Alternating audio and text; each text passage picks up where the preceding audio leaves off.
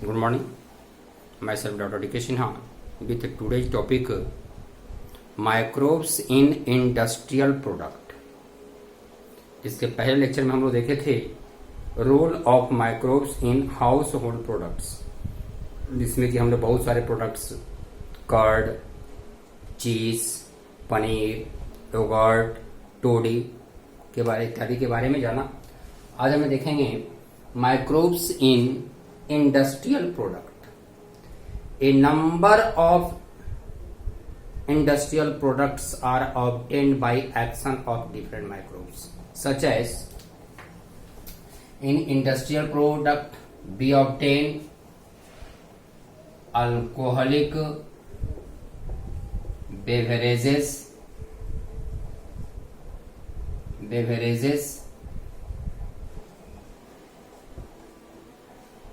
Antibiotic,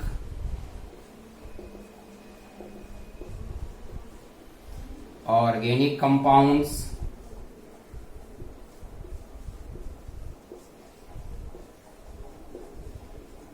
enzymes, etc.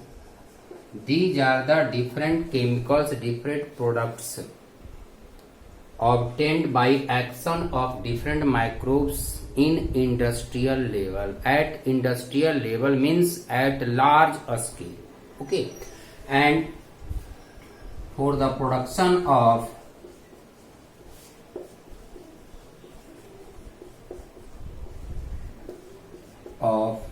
substance materials at large scale. Industrial level का मतलब है कि लार्ज स्केल पर इसका प्रोडक्शन हो रहा है, और लार्ज स्केल पर प्रोडक्शन करने के लिए एक स्पेशल कंटेनर का यूज किया जाता है. At large scale special container is used called bioreactor, also called बायोफर्मेंटर. जिस बायोरिएक्टर के बारे में हम लोग बायोटेक्नोलॉजी में पढ़ चुके हैं. Bioreactor is a container that provide suitable conditions, optimum condition for development of microbes. Microbes के एक्शन से केमिकल्स का फॉर्मेशन हो रहा है, तो प्रॉपर अमाउंट में जब तक माइक्रोब्स डेवलप नहीं करेगा तब तक प्रोडक्ट नहीं मिलेगा. तो उसे डेवलप करने के लिए सुटेबल कंडीशन प्रोवाइड करने वाला जो इंस्ट्रूमेंट्स है, कंटेनर्स है, that is called bioreactor. Okay, now see these are the different industrial products obtained by action of microbes, in which we know first about antibiotic. Antibiotic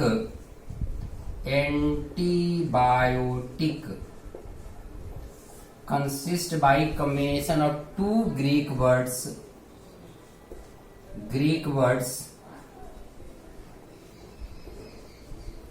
anti plus biotic. Anti means against and biotic means life. So antibiotic means chemicals against life. Against life means not against for all lives, for all livings, only against for pathogenic livings. Only for pathogenic livings that causes diseases. वैसा livings जो disease cause कर रहा है, जो हमारे body के लिए harmful है, उसका अगेंस्ट में काम करने वाला केमिकल एंटीबायोटिक्स है. Okay, antibiotics are produced by some microbes and also used in killing of some other microbes. किसी एक माइक्रोब्स के द्वारा बनाया गया केमिकल है और किसी दूसरे को मारने में यूज किया जाता है. The term antibiotics was given by Selman and Beckman. ठीक है, आगे देखते हैं सेलमैन बैकमैन. Now see antibiotic term given by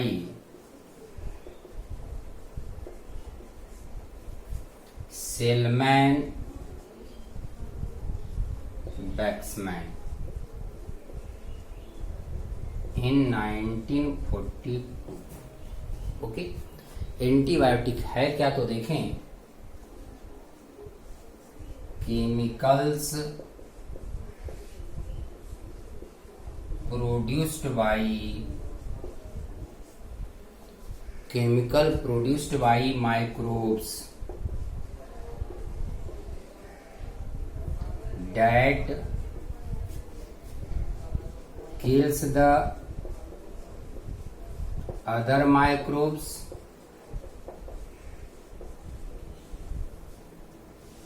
or inhibits the growth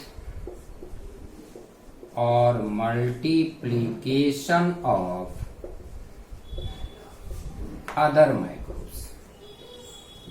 ठीक है, किसी एक माइक्रोब्स के द्वारा बना हुआ केमिकल किसी दूसरे माइक्रोब्स के एक्टिविटी को इनहिबिट करता हो या उसके ग्रोथ को रोकता है या उसे मारता है, that is called antibiotic. Okay, and discovery of antibiotic is concerned to a chance observation of Alexander Fleming. Discovery जो हुआ था इसका डिस्कवरी किसी साइंटिस्ट ने जानबूझकर एक्सपेरिमेंट के द्वारा नहीं किया, बल्कि बाय चांस एंटीबायोटिक का डिस्कवरी हो गया। वह क्या है?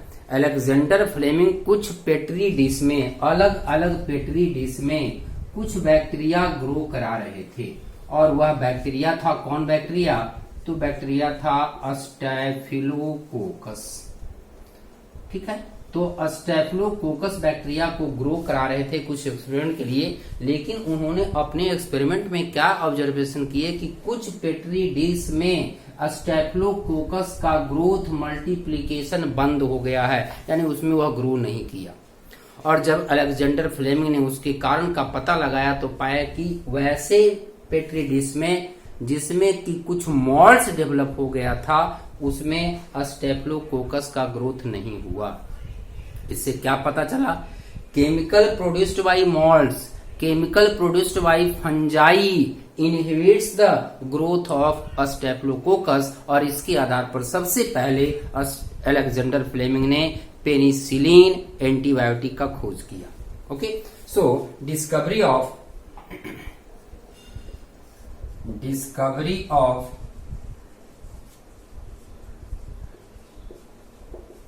antibiotic is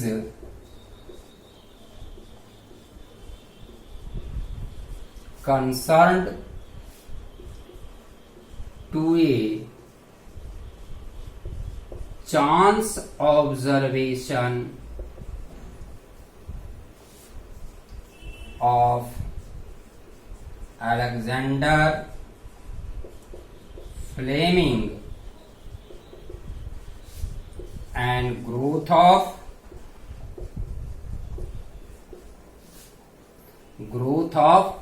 fungi, growth of a fungi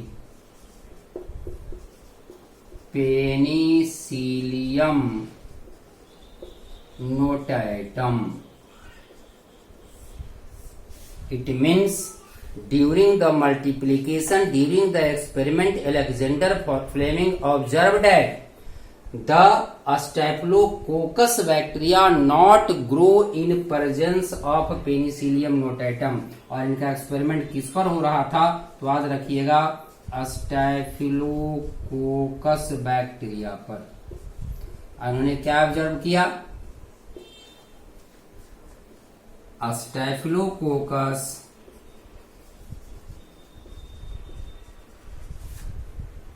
not multiply or grow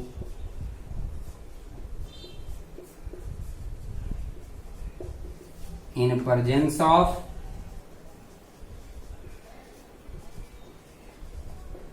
Penicillium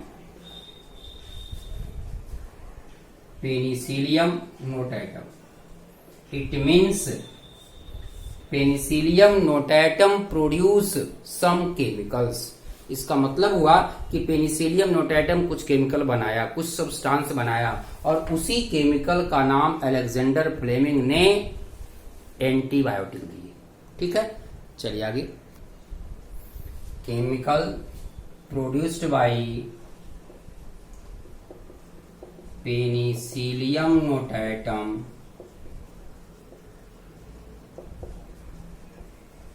that inhibits the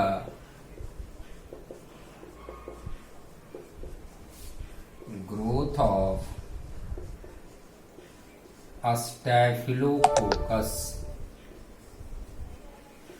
Staphylococcus नाम दिया गया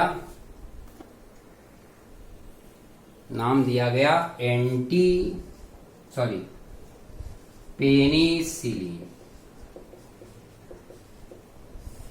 तो सबसे पहला जो एंटीबायोटिक का ऑब्जर्वेशन हुआ था वह था पेनिसिलिन। चलिए, तो सबसे पहला एंटीबायोटिक बना कौन? पेनिसिलिन। किससे बना? तो याद रखिएगा, पेनिसिलियम नोटेटम से। आगे चल करके पेनिसिलियम नोटेटम के जगह पर दूसरे फंजाई का यूज साइंटिस्ट के द्वारा किया गया।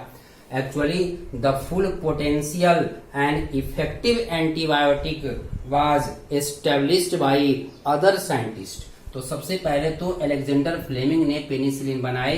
आगे चल करके full potential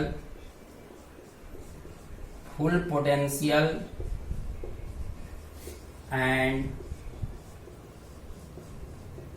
effective antibiotics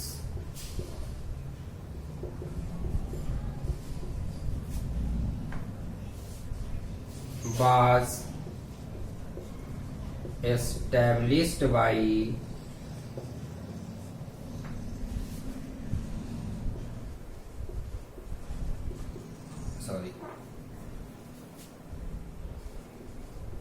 Ernst, Chain, Howard Florey,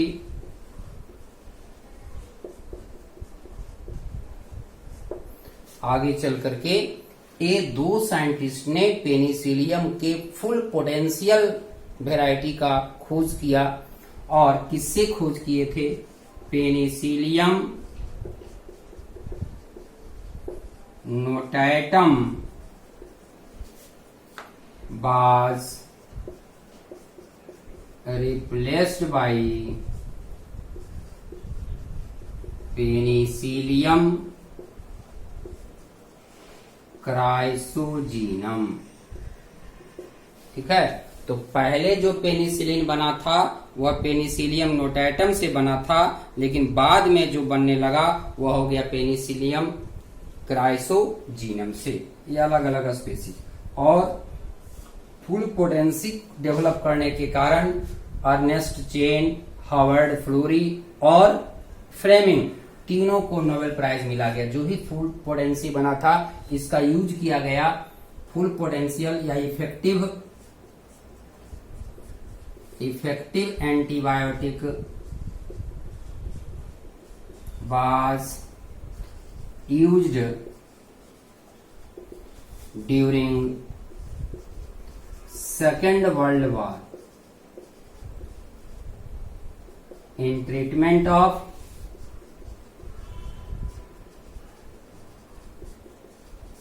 American soldier.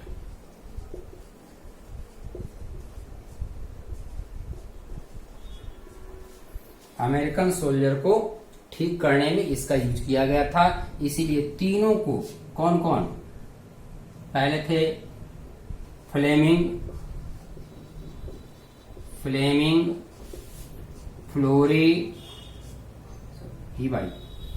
Flori and Chain, Ernest Chain, तीनों को इन 1945 नोबेल प्राइज से अवार्ड किया गया था।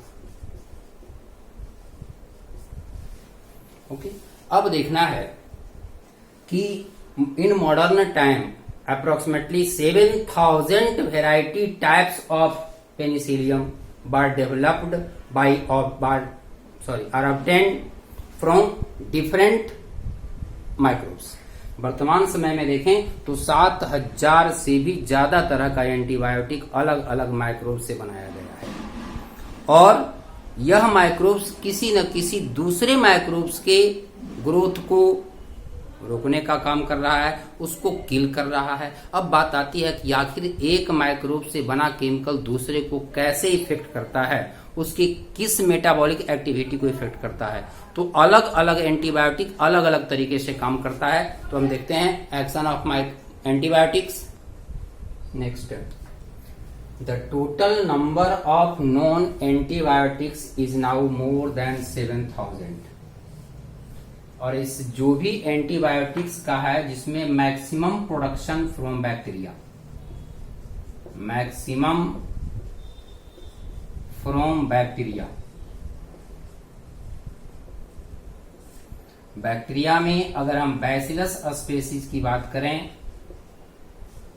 Approximately 70% antibiotics are obtained, and from Pseudomonas species approximately 30% antibiotics are obtained और produced. अगर हम देखें बैसिलस सबटिलिस से, बैसिलस का एक स्पीसीज की बात अगर हम करें बैसिलस सबटिलिस से, तो इससे लगभग 60 एंटीबायोटिक का फॉर्मेशन हो चुका है।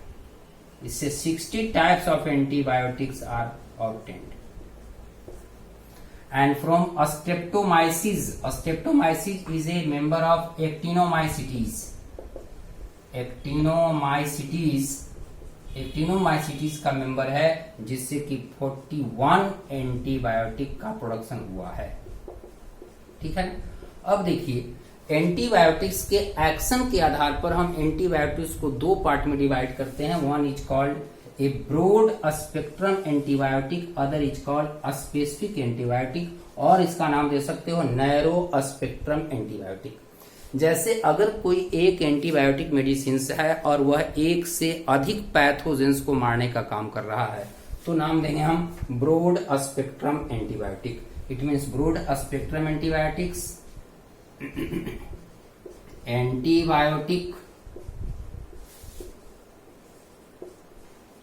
Destroy a number of pathogens. एक ही एंटीबायोटिक का यूज बहुत सारे पैथोजेंस को मारने में किया जा रहा है, वैसे एंटीबायोटिक का नाम देंगे broad spectrum antibiotic. And specific antibiotic useful against only one type of only one pathogens, जो किसी खास को मारने वाला मेडिसिन है, एंटीबायोटिक है, जिसका नाम देंगे स्पेसिफिक एंटीबायोटिक। अब देखना है कि कौन सा एंटीबायोटिक किस रूप में किसी माइक्रोब्स की एक्टिविटी को डिस्टर्ब करता है और उसके मल्टीप्लिकेशन को इनहिबिट करता है, उसे किल करता है। तो अलग अलग एंटीबायोटिक्स का एक्शन अलग अलग होता है। Now see mode of action of antibiotic. Antibiotic कैसे काम करता है, किसी दूसरे माइक्रोब्स को डैमेज करता है, किल करता है, या उसके ग्रोथ को इनहिबिट करता है। तो देखें, जैसे penicillin a type of antibiotic, bacitracin, and cephalosporin, these are the antibiotic. यह एंटीबायोटिक है, यह करता क्या है, disrupt the cell wall formation of bacteria. Bacteria के सेल वॉल फॉर्मेशन के प्रोसेस को बंद कर देता है, और जब सेल वॉल का फॉर्मेशन नहीं होगा, रिजल्ट क्या होगा, बैक्टीरिया मल्टीप्लाई नहीं करेगा, वह सरवाइव नहीं करेगा। तो इसका इफेक्ट है सेल वॉल पर। ठीक है, इसी तरह से अगर दूसरा देखें हम, next antibiotic erythromycin. Erythromycin antibiotics inhibits the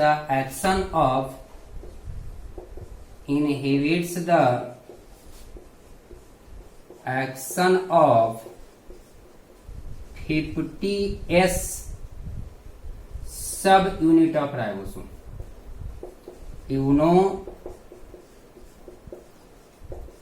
in prokaryotes, in bacteria 70s ribosome is present that consist by combination of two subunit 50s plus 30s, ठीक है, and this ribosome is responsible for the protein synthesis। तो यही ribosome protein synthesis के responsible है, और जब तक cell के अंदर प्रोटीन सिंथेसिस नहीं होगा, उसका मल्टीप्लिकेशन नहीं होगा, उसका ग्रोथ नहीं होगा, तो यह इरिथ्रोमाइसिन क्या करता है, 50s राइबोसोम के एक्टिविटी को इनहिबिट कर देता है। रिजल्ट क्या होता है, प्रोटीन सिंथेसिस नहीं हो पाता है। इसी तरह से अगर हम देखें स्ट्रेप्टोमाइसिन की बात करें, streptomycin also inhibits the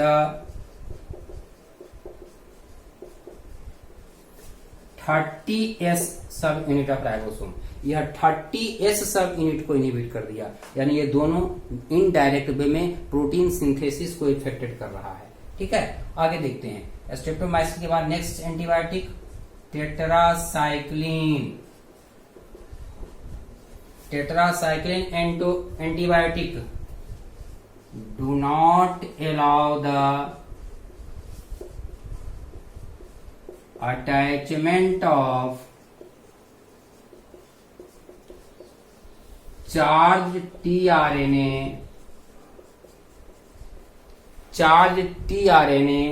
with ribosome.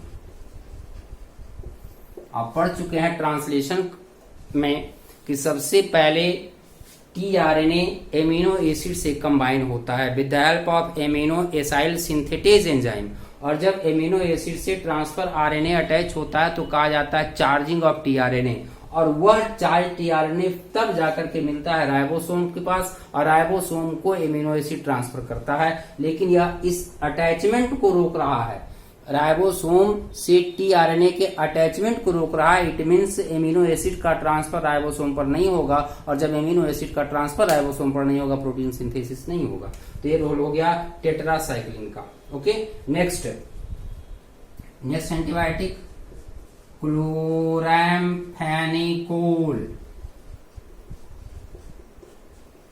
Next antibiotic is chloramphenicol. It also inhibits protein synthesis। Mostly जो एंटीबायोटिक का एक्शन है वह प्रोटीन सिंथेसिस प्रोसेस को ही इनहिबिट करना है। ठीक है, एक और देख लीजिए नोवोबायोसिन inhibits DNA replication, genetic material का फॉर्मेशन को रोक देता है, और एक लिविंग से दूसरे लिविंग के फॉर्मेशन के लिए, एक जनरेशन से दूसरे जनरेशन बनने के लिए डीएनए का रिप्लिकेशन इसेंशियल है। ठीक है, तो ये सभी हमने देखा एंटीबायोटिक। और इस एंटीबायोटिक के डिस्कवरी के पश्चात जितने भी बैक्टीरियल डिजीज है, जैसे कि बात करें अगर हम डिप्थीरिया की बात करें, बुफिंग कफ की बात करें, बहुत सारे जो भी बैक्टीरियल डिजीज है, उस बैक्टीरियल डिजीज के ट्रीटमेंट में इस एंटीबायोटिक का यूज होता है। और ऐसा कहें कि अगर मॉडर्न टाइम की बात करें, अभी के समय में बिना एंटीबायोटिक का अर्थ पर ह्यूमन का सरवाइव करना मुश्किल है, क्योंकि बहुत सारे बैक्टीरियल डिजीज अभी स्प्रेड कर रहा है, बहुत सारे डिजीज हो रहा है, और उस बैक्टीरिया को कंट्रोल करने में एंटीबायोटिक का ही इंपॉर्टेंट रोल है। ओके, चलिए, तो ये हमने देखा एंटीबायोटिक। अब देखते हैं जरा सा, now see the antibiotic and their source. इतना तो बता चुका हूं कि एंटीबायोटिक का फॉर्मेशन माइक्रोब्स से ही होता है। तो किस एंटीबायोटिक का प्रोडक्शन किससे होता है, ध्यान दें। पेनिसिलिन, पेनिसिलियम क्राइसोजीनम, पहले बना था पेनिसिलियम नोटाटम से, बाद में हो गया पेनिसिलियम क्राइसोजीनम।